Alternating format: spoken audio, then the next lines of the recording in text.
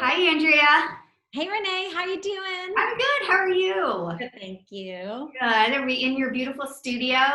We are, and it's a lovely day today. It's sunny. Where I am in California, it can be foggy sometimes. So I'm so happy. Blue skies outside, warm weather. Oh, we've been waiting for warm weather for so long. We had a blizzard last week, which about made me go crazy. But today it's warm Oh, and sunny, and I took a walk and sat in my yard, and oh, good. it was great. So I'm excited to do this interview with you, and I just want to tell everyone how we met. Okay. And we met last August at Castle Rock in Castle Rock, Colorado, at Jean Oliver's Creatively Made Business Workshop. It was so awesome. It was really awesome, and I think you were sitting behind me in the room I full of want, yeah. all the wonderful women who came. So it was really fun, and we chatted a little bit, and then got to know each other better over time. So we stayed connected, which I'm really happy about. Yeah, those in-person workshops, like everyone I've ever done, I really encourage people if they can, it's you pay a little more than an online class, but to do the in-person workshops, I think there are so much you get out of it. And not only the class, but the relationships made with other people are, I have so many friends, artists that I have stayed in contact with for years because of those in-person classes. I agree with you. I mean, there's something about connecting with other people who are like-minded and, share your experiences and become friends. And it's just a really wonderful experience and a good way for us to get out of our studios for a little while and meet some new people. And then it's just great. I agree with you. It's a wonderful experience to get away from your regular day-to-day life and go take some workshops. So what I wanted to ask you is how you studied art in college. You wanted to be a graphic designer, Yeah. right? Yeah. And you ended up doing that and you got a job as a creative director in corporate America. So, how did that path lead you to becoming an artist? Well, I'll go back a little bit in time. I went to a state school in New York, and I actually didn't really know what I wanted to do when I first started my college studies. But this is going to date me big time right now. The original Apple computer was put in one of our classes. And so it was like 85 or something like that. And I looked at they were huge. They were these big boxes with the little floppy disk. You remember Oh, those? yeah, I And remember those. so I decided to take this class. And then that led to more graphic design classes. And then I really thought that was so much fun, even though it was frustrating. That Apple back then was hard to work on. If there's some youngsters listening, it was trying. And I had some great teachers, and I really love color and I love things in order somewhat. And I just felt like that was a better choice for me to do that over fine art, which I felt like I wasn't as good as I had that total mental thing where I felt I wasn't as good as all the other artists who could just draw beautiful faces like yourself. Like I just felt I couldn't do that.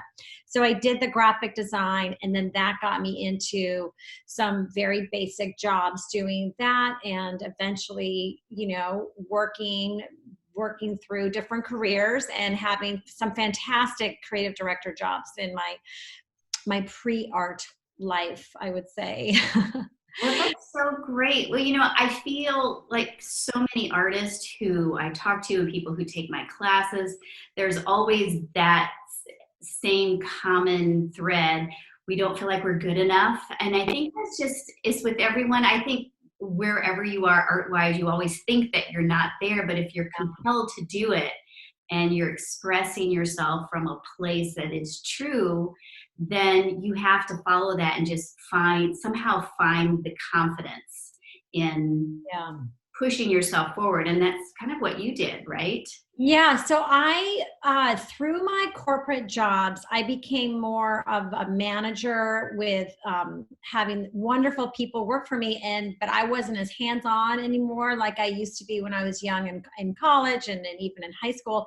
And I kind of put that all aside. I just didn't ever I was raising a family. I never really thought about painting anymore. And then one day I started doing that. We could talk about that later. But the whole idea of not feeling like you are good enough to create, I think I took a safer road for my art career by doing graphic design and getting into more of the management, because I always had that like monkey on my back that made me feel like I wasn't good enough. And now I think, how sad is that? And I'm hoping that in today's colleges and today's classes that there's much more emphasis on helping artists develop and build that confidence, because I do feel back in the 80s and 90s it was a different world back then, and I had a lot of teachers who did critiques of my art and would put me down all the time, and that was maybe like the thing to do.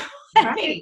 So I don't know. I remember that myself. And I think, the beauty of having these online classes and finding teachers who are nurturing and will guide you. And I think you just need to sometimes have a little push, all of us, and try to push away the people who have been critical.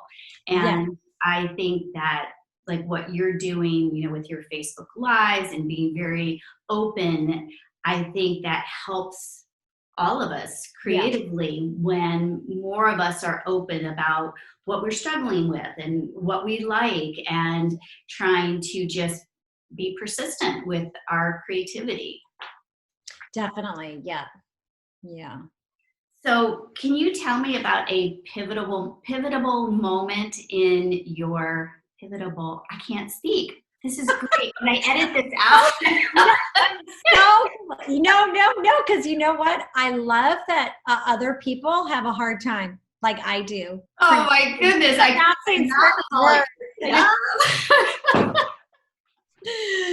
I think it's so what I'm trying to say. I know you're everything for you as an artist. Yeah. So, well, one thing is to jump from my corporate world. It actually was. It was a really sad thing that happened in my family. My mother-in-law, who I was very close to, passed away suddenly, and I had this dream 2 days after she died of a painting in my head, a complete, fully colorful painting. And it was of all the things that she loved. And her name was Anna, and it was all the things she loved. And she loved flowers and Hawaii and beautiful plants and the ocean and rainbows and everything. And so I got out of bed, and it was like, I sketched it right away, and I started to, and I grabbed, I think, whatever art supplies, random stuff I had. And I remember I was in my regular job. I didn't have the art supplies I have now, but I grabbed a piece of paper, started sketching, and got a big board and started painting. And I did this every day for probably maybe 2 months. And it was the best therapy, the best grieving therapy I've ever had to experience. And it sparked so many things in my life. Like it sparked, why haven't I been painting for the last 20 years? Look at this thing I can create. And it was so surreal. That time in my life was so surreal, because I also felt Anna there with me the whole time. So even though it's a really sad story, it's also a beautiful story, because that jump started me into painting more, and it started me taking online classes, and it started me doing little art challenges that I would find. And I did this for a number of years and worked and raised my kids. But I'm sure some of your listeners out there know, when you've got that sort of passion and a voice inside of you that's saying, you got to paint, you got to get to the art supply store, you got to draw.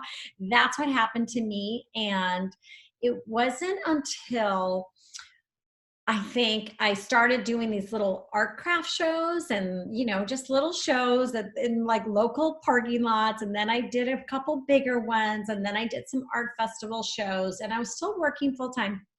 These were on the weekend. And I have a painting here of one I did. This is a print, but it's this It's called Pink Ellie. Okay, so that's her name. And it was 30 by 24 inches, it was a big painting. And I spent probably 6 months on it. Oh my goodness. but So but I had gorgeous. it. Thank you. This is the story that's so classic and pivotal for me.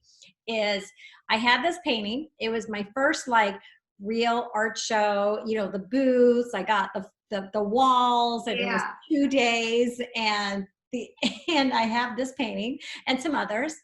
And this man came up to me, and he said,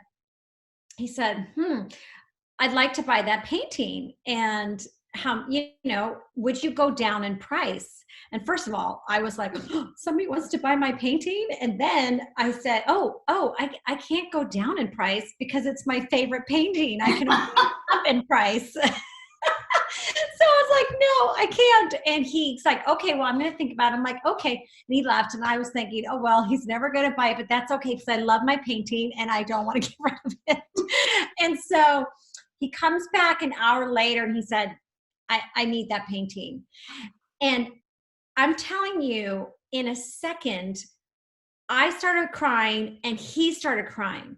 Okay, so we're both crying our like little eyes out. And he said, I have to have that painting. It's for my mother. And he was an older man. He was, probably in his 60s, 70s. And he's like, I have to have it for my mom. And I want her to come down every day after she wakes up and see this painting.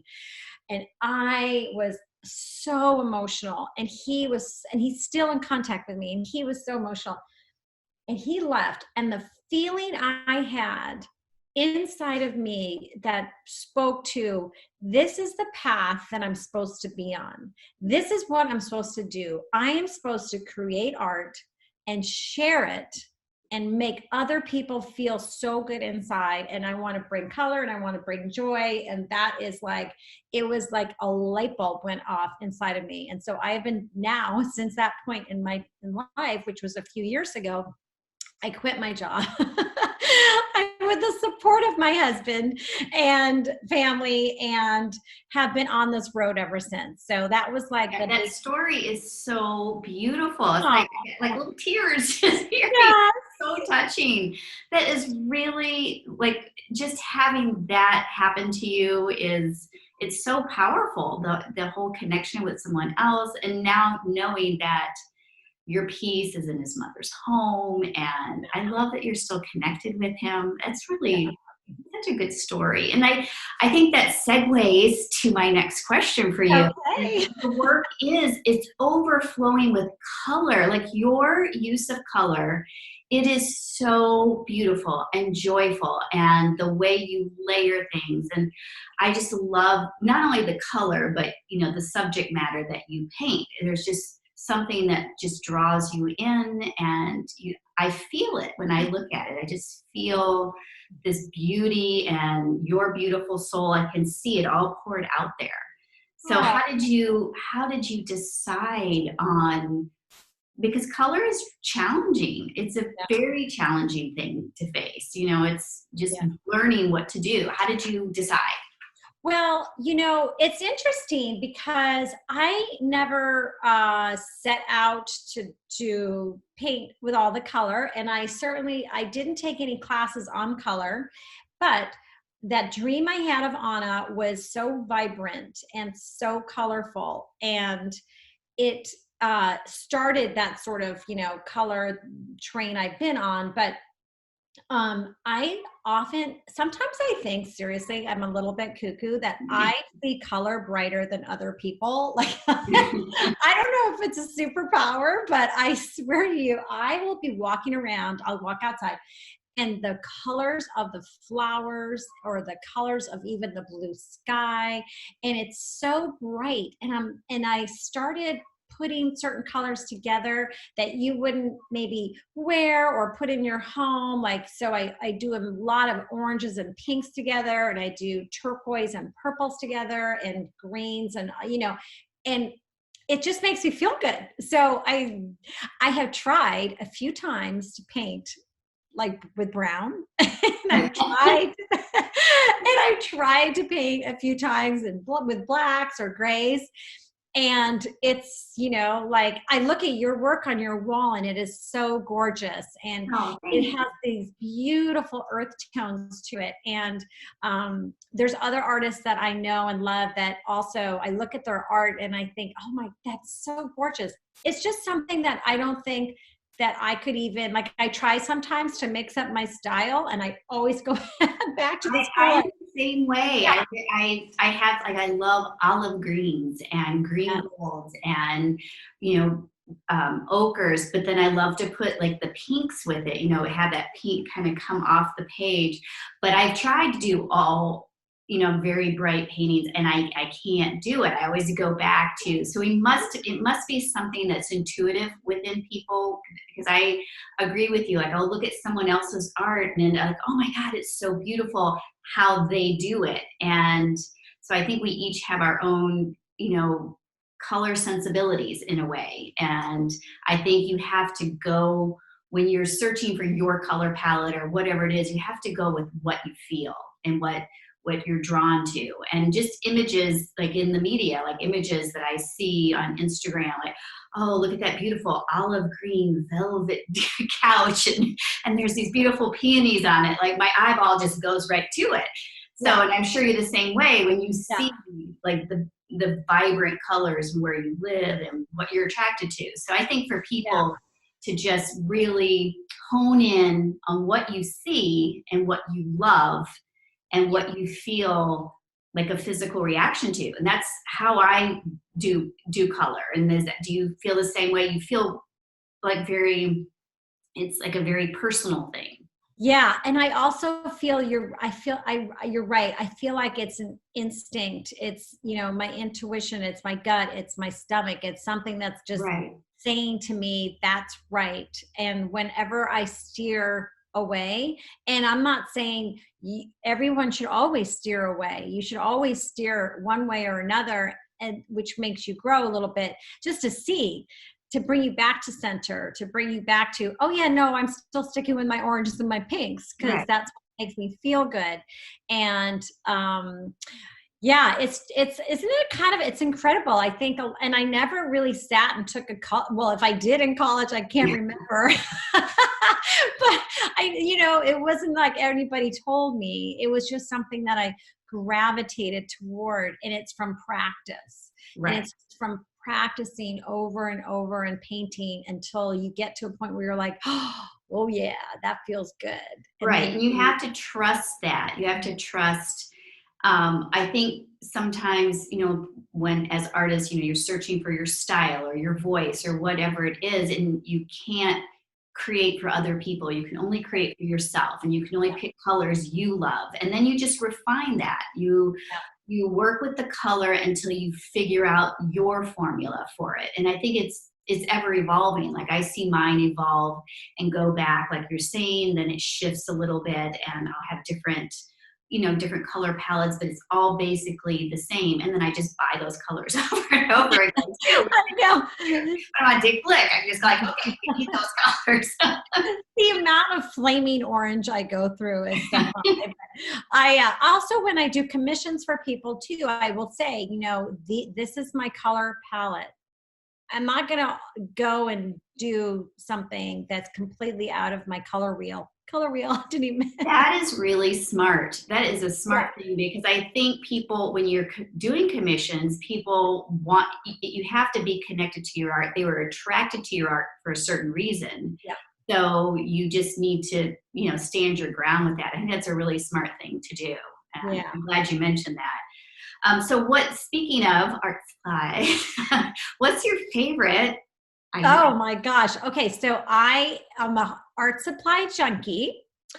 And I would much rather go to an art supply store than a clothing store, or even like a makeup beauty store. Like, get me to an art supply store and like, yeah. And so I love, right now, I'm crazy about a lot of markers. I'm doing a lot of marker work in my journals. And so the Tombow markers and any of the paint pens by Posca has some fantastic colors, and you can get those at Dig Blick or Amazon, but Posca colors are fantastic. And then I found paints from, I took a class from Betty Krause, and her favorite paint line is Nova Colors. And I Oh, don't know if your listeners have heard of Nova Colors, they're fantastic, and it's novacolors.com. You cannot find them on Amazon. You can't find them on Blick. And their colors are so bright and beautiful. And I love just the texture and the creaminess. And so if you want to experiment, they have little jars. And then you can also get a color chart that's actual real paint little splotches. So you can kind of see for next time. I love anything in turquoise, pink, and orange. Like, I'll tell you my favorite colors: green, pink, turquoise, orange. I got them all, but I love, art supply. In fact, most of my birthday or Christmas or holiday presents are either plants or art supplies. that's perfect. It's all we need. I know. I feel the same way. I rather Yeah. go into an art supply store. So I want to ask you about this, speaking of color, this challenge that you did in February, which was, I loved it. I loved Oh, what you did every day, where you did 28 days of flowers. yeah. I've done a challenge before, and it's Oh, not easy. no. Okay, so a few years back I did my own, to listeners out there, art challenges are such a great way to get some practice. Okay, so I think of challenges. So overall, I think of challenges they're meditative, they are great art therapy, and they are also a great way to practice and give yourself some discipline. And so the one thing I want to make sure everybody realizes is not to be hard on yourself if you miss a day, right? Because you can get this pressure. Oh my God, I've got to do it. But a few years ago, I did a 365-day challenge. Wow. For myself. I did it. No, it wasn't like out there in the internet. It was a countdown to when I was quitting my job in the corporate world. So I gave myself a year to quit. And it was also a year before I turned 50. So I was like this big, I'm turning 50. I want to quit my job. I'm going to do something every single day to remind me I'm closer to that end goal. So it was only my own thing, right? And, and so I did a flower a day on a 6x6 artist tile. And I started them with just pen and ink, like pen work. And then I got so excited and I got so into this, I started painting them. So like the 30-minute daily thing turned into like an hour. By the end of the year, it was like a full hour. I was telling my kids and my husband, don't go bother me because I'm doing my daily challenge. And I noticed that in a year, a lot happened. The practice of using your hand muscle memory, right? Your hand, it really improved my drawing. And I didn't set out to do that, but the beginning to the end of this challenge, there's such a huge difference. So it's practice for anybody who's thinking about doing it. It's great discipline because you can be so busy. And even if you give yourself 10 minutes a day to just draw a tiny bit, then it gets you inspired to keep doing it each day. And we all have 10 minutes we can carve out, And so I did that challenge. And there was only 2 days in the whole year where I felt not great. Like I either had a headache or a migraine or something, but I did it. But I remember it's funny when you do a challenge, there were only 2 days where it's like, this was really hard for me, but I still persevered and finished. And then, so jumping a few years to now, I saw another flower challenge pop up, and it was Amanda Evanston, and she was on Instagram, and she was doing this 28-day flower challenge. So it was hashtag 28 flowers, February flowers. So I thought, well, I did a year, I could do 28 days. And this was during a time where it was winter, it was before COVID-19. It was, but also a time where our family we were under the weather. We had the winter bug. And I remember struggling so much through these days that I kept thinking, how the heck did I do a year? And I can't even get myself to do a month, but I did it. And I also did another thing. I layered on, besides doing flowers, I layered on a challenge for my own self, which was to be looser in my brush strokes. And that's something that I'm not comfortable with. I'm loose in my brush strokes up until the very end when I put an image on my piece. And then it's like this, it's like a deliberate stroke, and they're more detailed.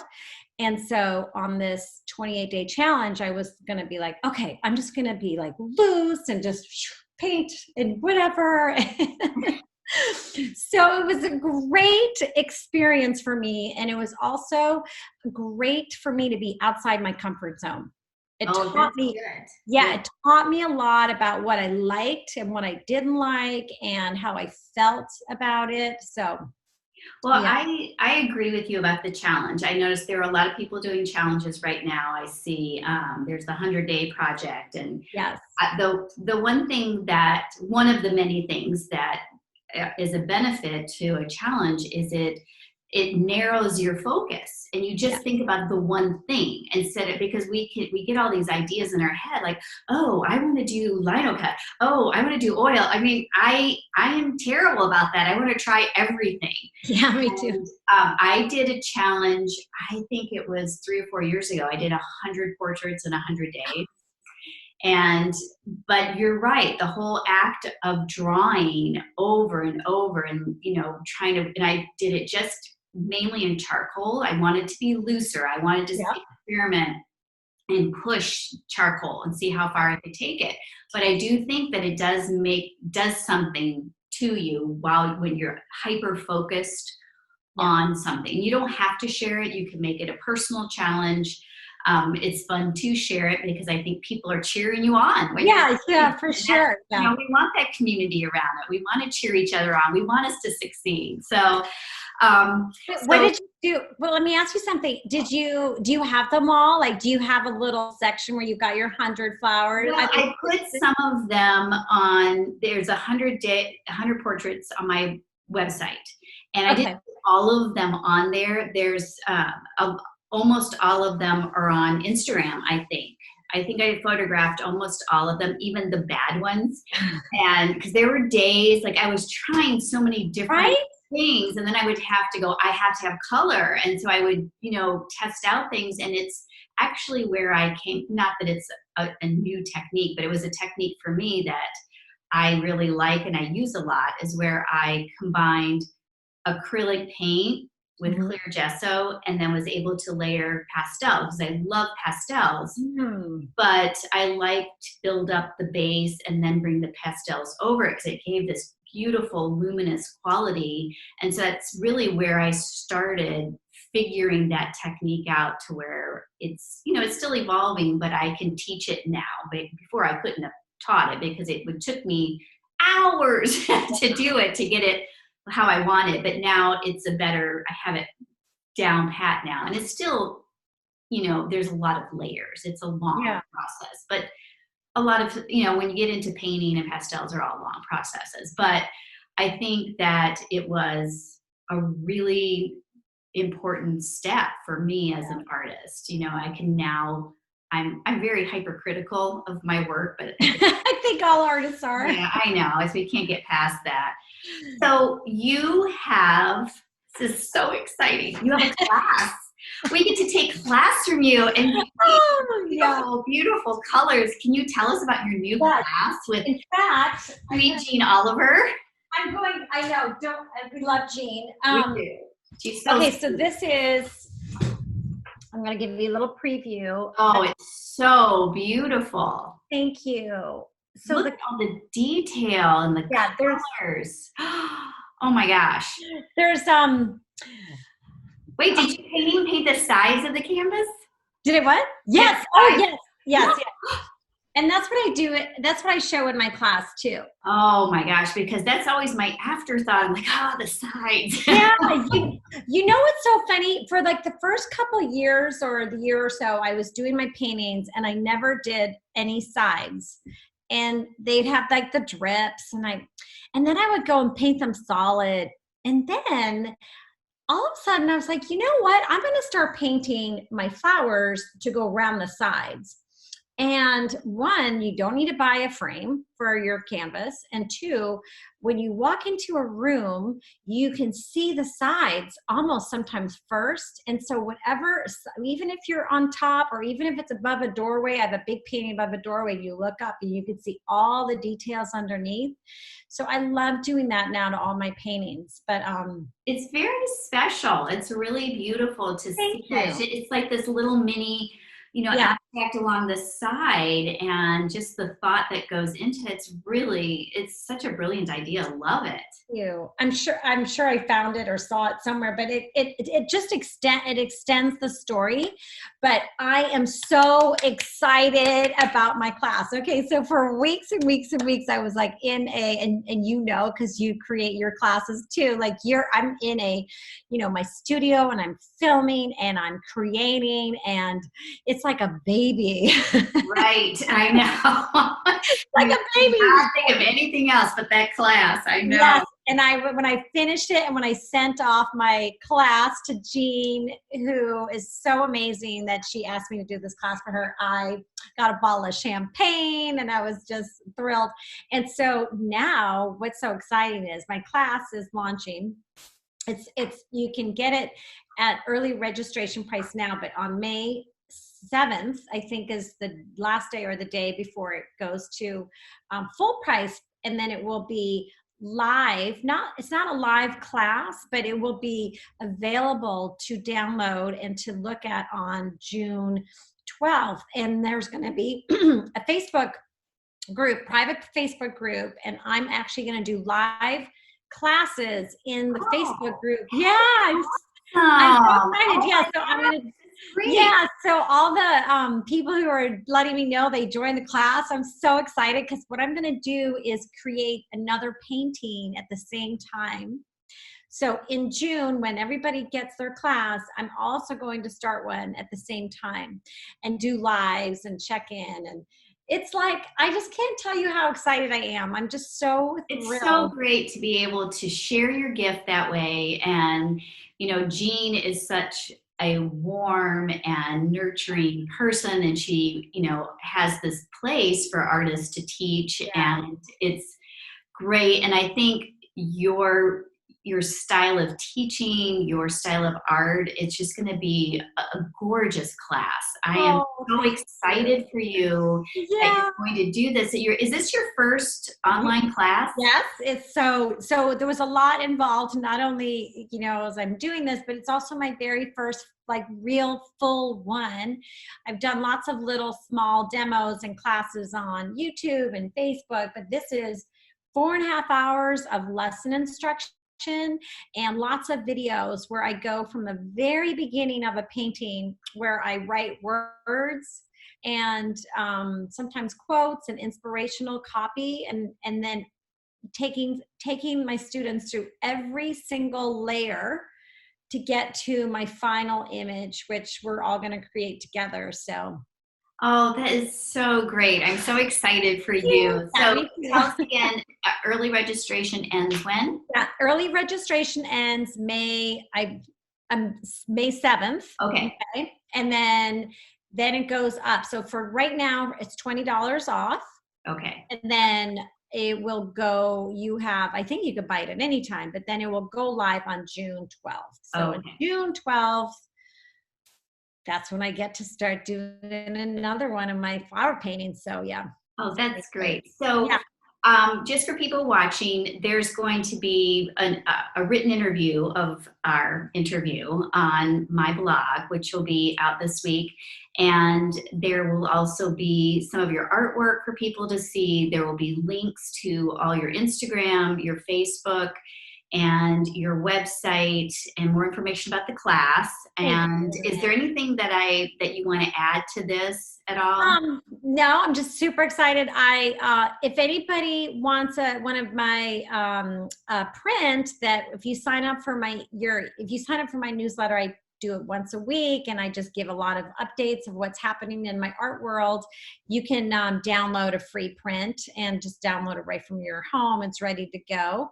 And no, I just, I'm super excited. I'm so glad that you asked me to join you today, and I'm excited to It's share been all the so art. fun to do because usually this is my first live interview. Yay, I'm so honored. I know. So lucky now. It's like we're living next door to each other, like neighbors. I know, that's the one good thing about being in this, in this time that's so hard right now, is that the Zooming and the FaceTiming and Facebook Lives, I feel like there's a lot of connection that's happening, and I really hope that we continue to connect, besides you and me, but the world Right. continues to connect in this special way. I agree with you. I just started doing Facebook Live, and Which are awesome, by the way. So yeah, I had so much fun. It's fun to actually, have the people know they're there and they're asking me questions and connecting with people. And I feel like, because when you're making a class, you're in this little isolated space and you're talking to no one's there. And so now I feel like, I'm talking to people. Yay! So I think I'm going to try and keep doing it beyond this. Do it, please. We hope this will be over soon. And you're doing them like once a week? Yeah, so during the last 2 months, I've been doing them 3 times a week. And so I'm going to start next week doing them once a week. And the reason I'm going to drop back to once a week, because even though it's so much fun for me to do, I'm like, I have to get on with things. I've got so many I have so many projects that that are all percolating in my head right now. And I'm really excited to get some more classes together. And so I decided I'm going to be doing one Facebook Live and also one Instagram Live. So for the different customers and consumers who are on separate platforms. Okay. So yeah. Good. That's really good. So it's really fun to do. I'm really excited. Thank you so much for doing this. Yay. You're just amazing. I just love you, and have a beautiful day. Enjoy your sunshine, and we'll be talking soon. Okay. Bye, Annie. Thank you. You're welcome.